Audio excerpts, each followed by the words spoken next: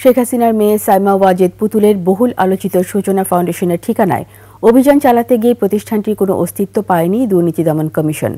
আর অবৈধ সম্পদ অর্জন এবং জালিয়াতির অভিযোগে সাবেক এমপি ধীরেন্দ্র দেবনাথ এবং আব্দুল ওদুদের বিরুদ্ধে মামলা করেছে সংস্থাটি। বিস্তারিত তানজিলা তাসনিমের রিপোর্টে।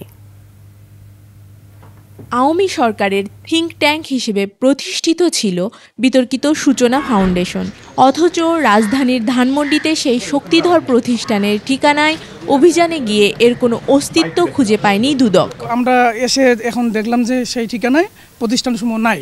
এদিকে 16 ব্যাংক হিসেবে 41 কোটি টাকার অস্বাভাবিক লেনদেন এবং প্রায় 5.5 কোটি টাকার অবৈধ সম্পদ অর্জনের অভিযোগে সাবেক উপমন্ত্রী ধীরেন্দ্র দেবনাথ শম্ভু ও তার স্ত্রীর বিরুদ্ধে করা হয়েছে পৃথক মামলা। জনাব ধীরেন্দ্র দেবনাথ শম্ভু এবং তার স্ত্রী মাধবী দেবনাথ জ্ঞাত আয়ের উৎসের সহিত অসঙ্গতিপূর্ণ, অস্বাভাবিক ও সন্দেহজনক লেনদেন করে উক্ত টাকা হস্তান্তর, রূপান্তর ও স্থানান্তর করে শাস্তিযোগ্য অপরাধ করায় তাদের বিরুদ্ধে মামলা রুজু হয়েছে।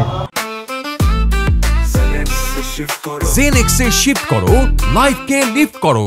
অবৈধ সম্পদ অর্জন ও জালিয়াতির অভিযোগে চাঁপাইনবাবগঞ্জ 3 আসনের সাবেক এমপি আব্দুল ওদুদ ও তার স্ত্রীর বিরুদ্ধেও করা হয়েছে মামলা। আব্দুল ওদুদ দ্বারা এবং তার স্ত্রী বেগম মনোয়ারা বেগম টাকা স্থানান্তর করত উত্তোলনপূর্বক আত্মসাৎ করায় একটি মামলা দায়ের হয়েছে।